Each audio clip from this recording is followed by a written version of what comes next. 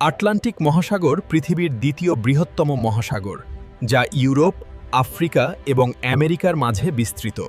এর আয়তন প্রায় ১০৬ মিলিয়ন বর্গ কিলোমিটার এবং গভীরতা ৮৩৭৬ মিটার পর্যন্ত পৌঁছায়। মিড আটলান্টিক রিজ একটি বিশাল ভূতাত্ত্বিক গঠন, যেখানে টেকটনিক প্লেটগুলো আলাদা হচ্ছে।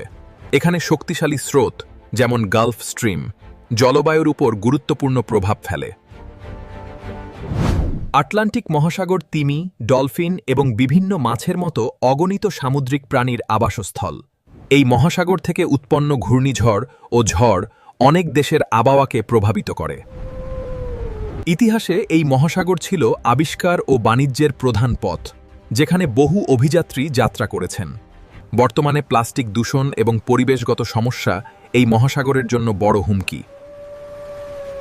বিশ্ব বাণিজ্য, মৎস্য এবং জ্বালানি সম্পদের জন্য আটলান্টিক অত্যন্ত গুরুত্বপূর্ণ।